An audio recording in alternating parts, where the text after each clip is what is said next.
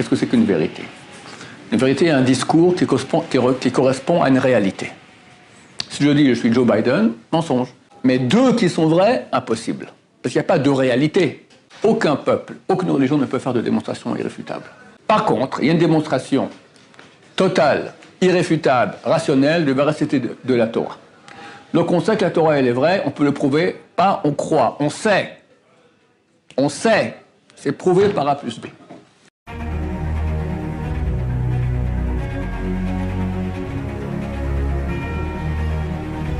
Ce jour dédié pour la version de l'âme de Gilles Pinchas Freitch Ben Shabbat, qu'on voit qui est décédé dernièrement. La question de Israël. Comment les nations, les membres des nations, peuvent aider le Ham Israël, donc le peuple juif, pour arriver à la délivrance finale avec le dévoilement du Melech Mashiach? Est-ce que, concrètement, quelles actions ou est-ce qu'ils peuvent faire quelque chose pour... Ok, donc nous attendons Mashiach. Et ta question, c'est pas tout à fait précis. Tu dis qu'est-ce que les membres des nations, donc les non-juifs, comment peuvent-ils aider Ham Israël pour que Mashiach vienne? C'est pas aider Ham Israël, c'est de l'humanité, d'accord? Le Mashiach, il vient pour toute l'humanité. Il est vrai que le peuple d'Israël aura un niveau beaucoup plus haut à l'époque. Enfin, aujourd'hui aussi, ils ont un niveau plus haut de spiritualité, de proximité de Dieu, étant juifs. Simplement, aujourd'hui, c'est pas reconnu. Quand Mashiach viendra, ça sera reconnu.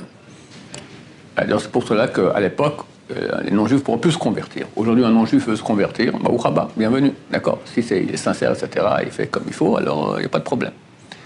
Quand Mashiach vient, fini.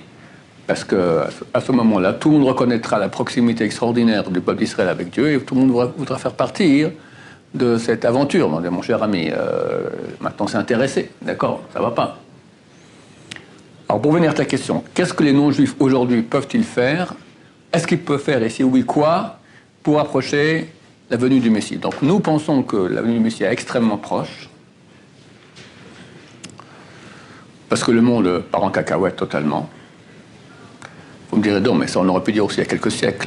C'est vrai qu'il y a une descente constante de la moralité du monde, mais néanmoins il y a des signes infaillibles.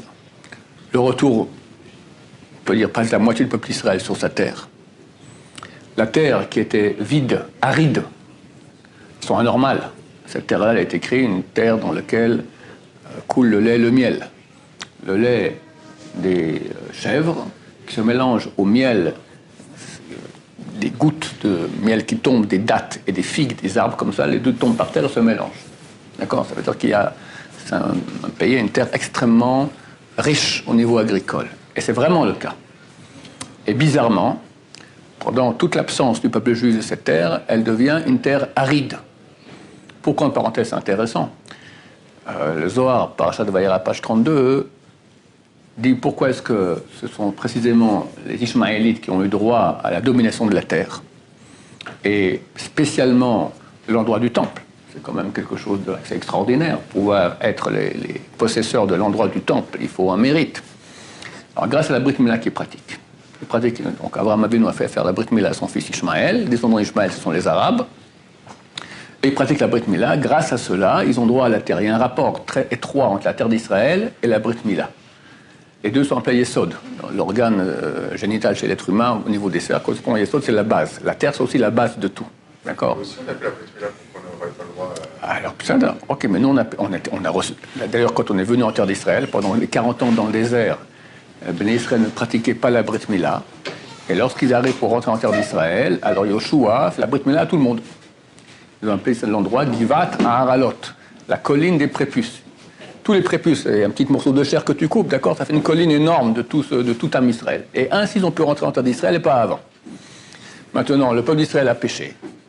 Et notamment aussi au niveau génital, d'accord, la débauche sexuelle. Dieu leur a dit, Raos, dehors. On a lu dans la paracha hier que les Cananéens qui habitaient la terre d'Israël ont été mis dehors, chassés parce qu'ils étaient débauchés. Et Dieu nous avertit, attention, ne pratiquez pas leur pratique de débauche sexuelle parce que je vous mettrai vous aussi dehors. Les Cananéens sont partis. Ils sont allés où, les Cananéens? En France. C'est écrit très clairement, tu as une prophétie de Ovadia qui était un converti de Édom occidental un chapitre, et là-bas, la dernière phrase, ou avant-dernière phrase, il dit Cananaim at Tzorfat, les Cananéens jusqu'en France. Tzorfat. Qui me dit que la Tzorfat, c'est la France. On a déjà le Ibn Ezra, il y a 1000 ans, écrit France. D'accord? Alors, une partie, tu as raison, les Girgachis, il y avait 7 peuples ici, une est la feu, elle est partie en Afrique. Les Girgachis. Et moi, je pense que c'est les Carthaginois. Carthage, Gargache, d'accord, Gargache, Carthage, ça se ressemble. Et c'est connu que les Carthaginois étaient super débauchés aussi, comme les Français. D'accord? Donc, Béné Israël sont mal comportés. Donc, ils ont été mis dehors, chassés, pour un exil terrible, difficile, long. Et on revient aujourd'hui. Et l'Agma, dans le traité Sanhedrin, page 98, a dit, il y a un verset. Je recommande à tous de lire chapitre 36 de Yecheskel. C'est phénoménal. On est en train de... C'est une prophétie qui raconte ce qu'on est en train de vivre. La terre d'Israël qui est aride va donner ses fruits. Aujourd'hui, les agronomes israéliens vont dans le monde entier. Ils donnent des conseils à tout le monde. On est un pays, on exporte les fruits que vous mangez ici au marché. C'est les restes, les déchets, d'accord. Les bons fruits sont envoyés tous en exportation, d'accord. Il y aura un mouvement de tchouva. Le peuple d'Israël fera tchouva. C'est écrit là-bas dans le chapitre 36 de Yecheskel. Dieu enverra de l'eau qui va pour nous purifier. Donc on recommencera à pratiquer la Torah. Il faut comprendre que l'État d'Israël, il y a 75 ans, dans les 75 ans et 2 jours, d'accord, c'est un pays laïque, anti-Torah. Et Ben Gurion a dit, dans 20 ans, il n'y aura plus aucun religieux dans ce pays. Et tout à coup, bizarrement, il y a de plus en plus de religieuses qui provoquent une vraie peut-être à cheminement guerre civile ici, en Israël. Le monde de la Torah qui n'a jamais été aussi florissant, que ce soit en qualité ou en quantité. Les grandes guerres entre les peuples qui se préparent, tout cela nous fait dire que Mashiach il arrive. Et là, la question se pose, qu'est-ce que les non-juifs peuvent faire pour accélérer, on va dire atténuer, parce que la venue du Messie, c'est comme un accouchement. Et il y a une notion de Chevle Leda, de douleur d'enfantement du Messie. Donc quand le Messie vient, ça fait mal, ça fait mal. Il est clair que la Shoah fait partie, ou est, on peut dire, essentiellement, ce sont ces douleurs d'accouchement du Messie. Alors c'est écrit normalement qu'il y aura une guerre sur les Gog ou Magog, où il y aura une union des peuples pour venir contre Jérusalem, ils viendront du nord. C'est censé être une guerre terrible pour Am Israël, beaucoup de souffrance. Les grands d'Israël ont déjà dit, cette souffrance est déjà passée dans la Shoah. Il y aura Gog ou Magog, il y aura. Alors la page de la Gemara qui parle de cela parle d'une conquête iranienne, perse, d'accord, de l'Irak, de la Syrie, et aujourd'hui on voit que c'est le cas. Ils sont tous, aujourd'hui, tu as des milices iraniennes, une armée entière iranienne qui est en Syrie et qui est en Irak, plus Hezbollah, qui est une plateforme iranienne au Liban. Maintenant, donc, on aimerait accélérer le du Messie et aussi atténuer le douleur d'enfantement du Messie. Alors il est clair, j'ai vu ça dernièrement, écrit que si c'est écrit, à l'envers, j'ai expliqué. Un autre endroit dans la Bible, c'est écrit, c'est dans Zacharie, fin chapitre 13, que 2/3 du monde disparaîtront. Aujourd'hui, tout à fait possible. Medvedev, d'accord, qui est un des grands conseillers qui était ministre de la Défense, je crois, ou je sais pas, en Russie, il a dit la semaine passée qu'ils ne vont pas hésiter à utiliser la bombe atomique. S'il y a besoin, ils vont le faire. Et quelqu'un m'a envoyé ce matin que l'Amérique envoie maintenant à l'Ukraine des capteurs de rayonnement atomique. D'accord? Donc, il se prépare à une guerre atomique. Trump, il a écrit il y a 2 semaines sur son Twitter, 3 mots. 3e guerre mondiale. Il est au courant de ce qui se passe. Nous, on le raconte un peu plus tard. Mais bon. La Chine veut attaquer Taïwan. S'ils attaquent Taïwan, c'est la guerre entre la Chine et l'Amérique. S'il y a une guerre entre la Chine et l'Amérique, c'est fini, c'est la guerre mondiale. D'autant plus que la Chine, elle est alliée avec la Russie et l'Iran. Donc, tu as un côté, tu as un autre côté, ça va faire un boom total. Alors, qu'est-ce qu'il y aura? Alors, les textes écrivent 2/3 du monde vont disparaître. Et le tiers qui reste, Dieu va l'examiner, comme on examine l'or et l'argent au feu, d'accord, au karcher, le purifier. Tu auras ce Mashiach, il faut être prêt. J'ai vu un texte qui dit que dans la mesure où les non-juifs vont aider le peuple d'Israël à revenir sur sa terre, alors ils seront sauvés de cette malédiction des 2/3 qui vont disparaître. Ça veut dire que Alors on y est déjà sur la terre, mais aujourd'hui il y a beaucoup d'antisionisme. Si des non-juifs se battent pour Israël, et vantent Israël, et font des buzz sur Internet, d'accord, tout ça, pour rétablir la vérité, parce qu'aujourd'hui dans le monde les gens croient que les pauvres Palestiniens, ils sont complètement... Il n'y a aucun pays au monde qui respecte autant une minorité ennemie qu'il a dans son pays qu'Israël. Ça n'existe pas. D'accord ? Comme il avait dit à l'époque Pérez, il a dit le problème avec les Palestiniens, c'est que nous respectons plus leurs enfants que ce que eux les respectent. Ils envoient leurs enfants avec des bombes, d'accord ? Nous, alors, on n'ose pas tirer dessus, un pauvre enfant, d'accord ? On s'est exposé à la place de l'enfant qui n'a rien fait, d'accord ?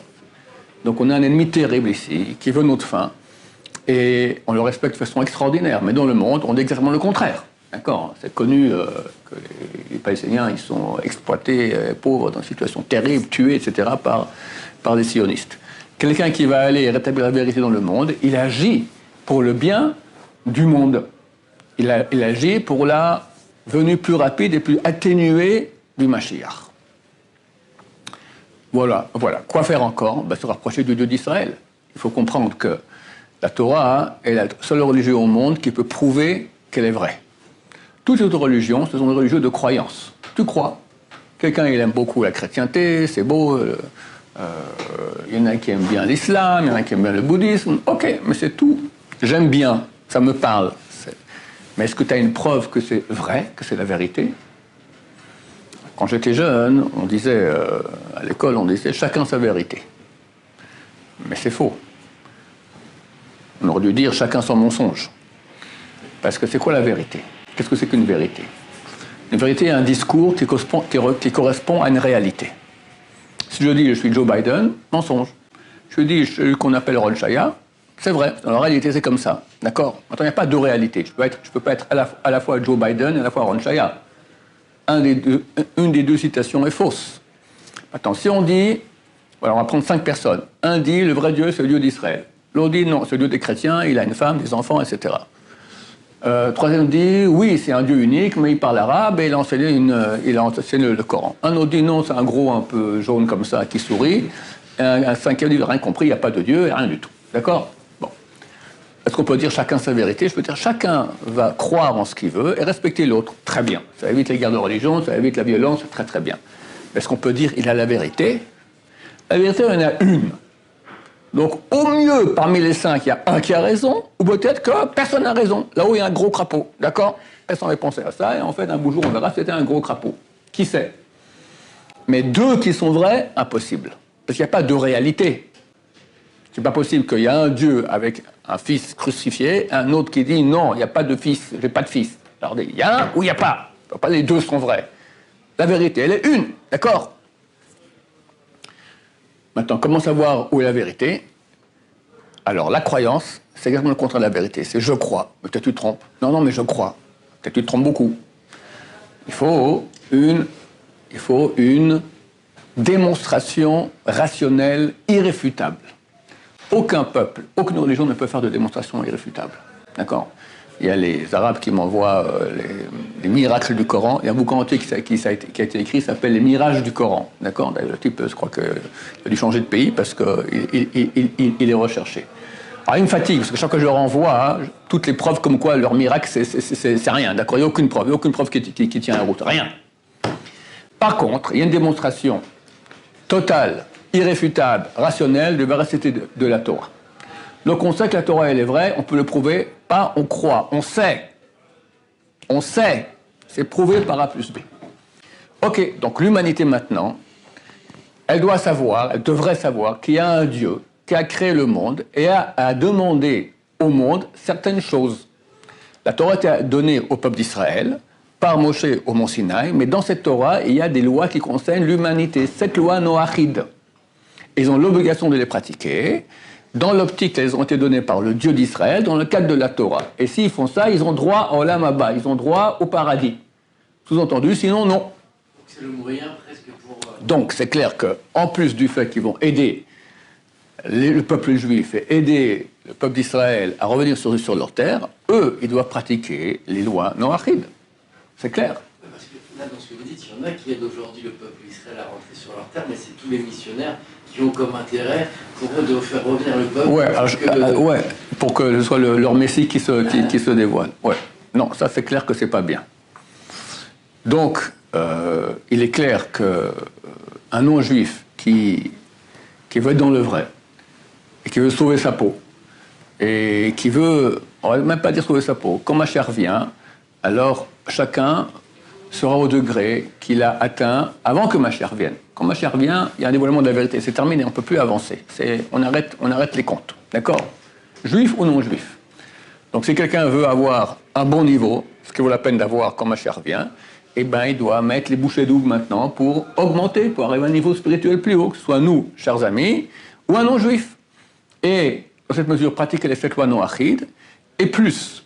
Parce que cette loi noachide, il n'y a pas, par exemple, l'obligation d'être bon avec son prochain. Mais c'est clair que Dieu aime quelqu'un qui est bon. Quelqu'un qui est miséricordieux, quelqu'un qui aide, quelqu'un qui est souriant, quelqu'un qui ne fait pas de mal. Il est aimé par Hachem. Hachem, il est bon et il aime les gens bien. Il aime la paix, il aime le bonheur, il aime la paix, la paix entre les peuples et entre les gens. Donc, c'est clair que des non-juifs qui vont agir ainsi feront du bien à eux-mêmes et à l'humanité, parce que chaque acte que nous faisons, il a un rayonnement. Il a un grand rayonnement. Voilà. C'est ce que je pense, je ne vois pas d'autres choses concernant les non-juifs, comment ils peuvent faire pour accélérer la venue du Messie. Voilà, nous devons prier beaucoup pour que ça se passe bien, sans effusion de sang. Oui, parce que dans la Torah, il y a cette notion qu'une malédiction, c'est pas obligatoirement qu'elle va arriver. Absolument. Donc il faut savoir que dans la Torah, les bonnes prophéties forcément vont se dévoiler, se réaliser, mais pas forcément les mauvaises. Les mauvaises peuvent toujours être annulées par le bon comportement. Pourquoi vient une mauvaise prophétie? Pour t'avertir, attention, comporte-toi bien, sinon ça ira mal. Si le type il entend bien et il comprend, bon, alors je commence à me comporter comme il faut, alors pas besoin d'amener la mauvaise prophétie, on peut laisser la bonne prophétie. Donc, si l'humanité va faire ce que nous avons dit maintenant, les 7 lois noachides, et plus, et aider le peuple d'Israël, et spécialement, je dirais, dans le peuple d'Israël, le monde religieux israélien, le monde religieux, c'est une exil dans l'exil déjà. Le peuple d'Israël, il est critiqué par les peuples, mais en Israël, le monde religieux, il est critiqué. Donc celui qui va aider le monde orthodoxe israélien, d'accord, on avait ici il y a quelques années il y a eu un film qui a été fait, et un caméraman qui est venu, je crois, je ne vais pas dire, bon, d'un autre peuple, et il était super épaté, d'accord, il était très pro. Et il disait qu'il parlait avec des copains aussi, ici, des gens qu'il a connus en Israël, d'accord, mais il tombait dessus, quoi, les religieux orthodoxes, jamais de la vie, tout ça. Il dit, mais je comprends pas, je suis avec eux, je te dis, c'est pas comme tu dis, d'accord.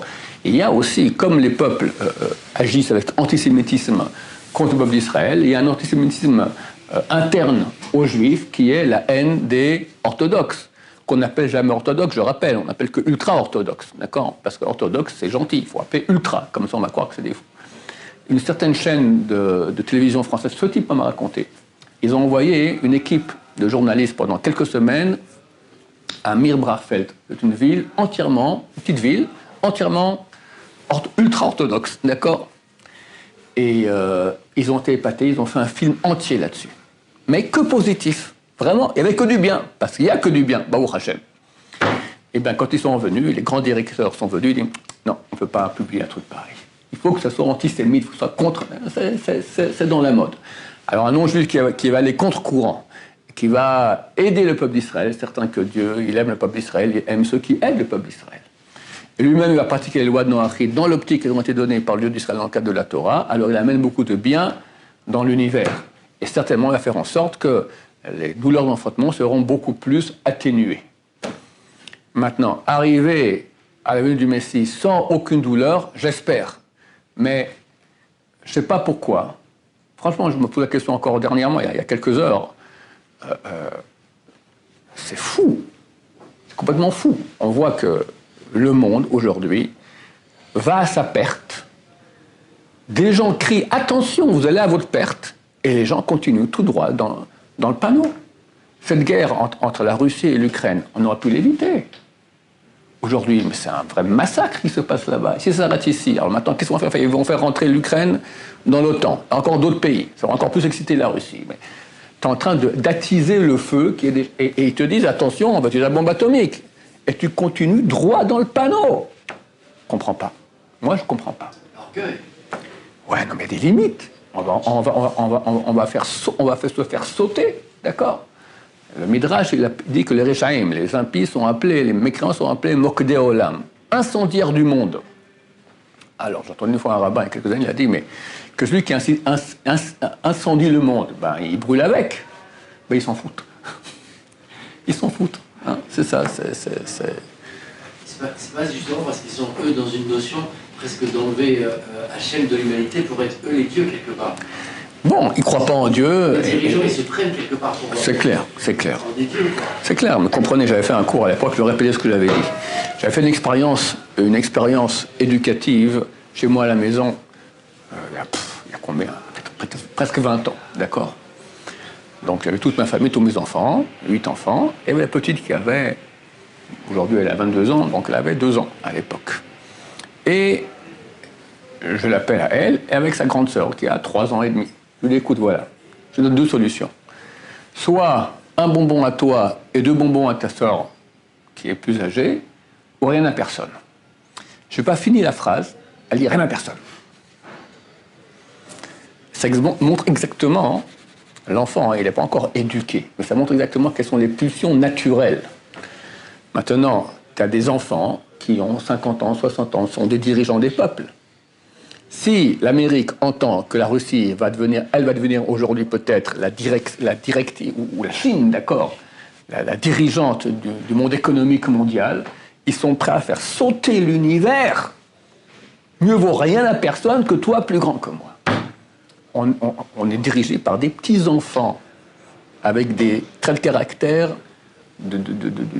nuls, au prix que toute l'humanité en subit les conséquences. Alors j'espère que Dieu mettra dans leur tête, et justement grâce à ce que je viens de dire maintenant, ta question, si il faut comprendre, vous me direz oui non mais l'humanité c'est plein de gens tordus, alors il faut savoir, les sages israéliens ont dit, peu de lumière repousse beaucoup d'obscurité. Il faut savoir ce principe. Si j'ai dans une salle comme celle-ci, je peux mettre par terre facilement 2000 bougies, même beaucoup plus, qu'est-ce que je raconte? 10 000 bougies, éteintes. Je ferme les volets, j'éteins la lumière, fait tout sombre. J'allume une bougie sur 10 000, on voit un peu, pas grand-chose. J'allume 10, on voit déjà relativement bien. J'allume 100, on voit très bien. 100 sur 10 000, combien ça fait? 1 milliard. 1 centième. 1 centième. 1 centième. C'est énorme. Peu de lumière repousse beaucoup d'obscurité. Donc chacun ne va pas s'occuper d'aller changer le monde entier avec son drapeau. Il s'occupe de lui, sa famille, autour de lui. Il fait déjà une bougie qui éclaire énormément. Hashem ainsi, Mashiach viendra, je l'espère, sans effusion de sang, bien que ça m'étonne beaucoup. Comme c'est parti, là, franchement, je suis connu dans mon bâtiment que je parle du Mashiach beaucoup. Alors, je remonte après. Elle a dit, alors. Je leur ai dit, mais on est à 1 millimètre, hein, ça peut péter à chaque seconde, vraiment comme ça. Dernièrement, il y a quelques semaines, les Chinois ont encerclé avec leur bateau Taïwan. Ils vont le faire. Ils attendent. Qu'est-ce qu'ils attendent encore? On se rapproche un peu des élections américaines pour envoyer un Zbank, parce que pour Joe Biden, c'est très mauvais qu'il y ait une guerre. D'accord? Donc ils attendent encore un peu, comme ça ils vont complètement les ratatiner. Mais on y arrive. En Russie, on y arrive aussi. Nous, avec l'Iran, on était à Pessah, on était à 2 doigts, il y a une mobilisation de soldats, 2 doigts d'une guerre avec l'Iran. Ça aurait été terrible. Donc de tous les côtés, on est à 2 doigts le dollar américain, il a 2 doigts aussi de partir en cacahuète. Donc de tous les côtés, on est proche d'une fin que j'espère, sans effusion de sang, mais c'est vrai que je suis assez sceptique. Baruch Adonai, l'olam, amen, amen.